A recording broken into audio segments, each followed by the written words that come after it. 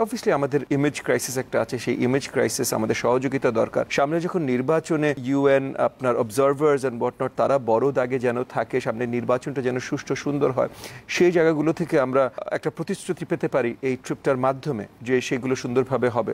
Having said যে মাননীয় প্রধান উপদেষ্টা একদম ঠিক কথাগুলো বলেছেন, তাই বলে আবার এখানে ওই রোহিঙ্গা প্রত্যাবর্তন নিয়ে আমাদের আশাবাদী হওয়ার খুব বেশি জায়গা আছে এটা না। এখানে রোহিঙ্গা প্রত্যাবর্তনে ইউনাইটেড নেশনসের এই মুহূর্তে বা খুব শীঘ্রই আগাম ফিউচারে খুব বেশি করার আছে বলে আসলে আমরা মনে করি না। তাদের খুব বেশি করার নাই। করতে পারলে আমরা আসলে ওই যে মাল্টিল্যাটারাল আপনার engagement with China, India and মিয়ানমারের এখন যে অবস্থা, এখন আসলে কি করা সম্ভব এটা খুব মুশকিল। আপনার বুঝতে হবে যে 2018 সালে যখন রেফিউজি ক্রাইসিসটা হয়, এটা হওয়ার একটা বড় কারণ ছিল বাংলাদেশকে কিভাবে রিজিওনাল স্ট্রেংথ হিসাবে কিভাবে প্রদর্শন করা হয়েছে তার আগের 10 বছর। সো এটার একটা বড় ইম্প্যাক্ট ছিল, যেখানে মিয়ানমার হুন্টা তারা এই যে রাখাইনে একটা বড় পোগ্রমস চালিয়ে আপনার এই রোহিঙ্গা জনগোষ্ঠীকে পুশ করে বাংলাদেশের ভিতরে ঠেলে দিতে সক্ষম হয়েছে।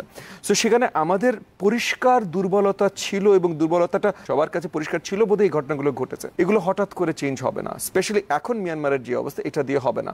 তবে সরকার পরিচালনার জায়গায় থেকে যেভাবে জনগণকে বা অন্য সব স্টেক হোল্ডারদের করে বড় করে আওয়াজ দেওয়া দরকার, এটা প্রথমবার 18 থেকে 25 এই 7 বছরে প্রথমবার মাননীয় প্রধান উপদেষ্টা সুন্দরভাবে দিয়েছেন। তার জন্য তাকে ধন্যবাদ এবং সাধুবাদ দুটোই জানাই।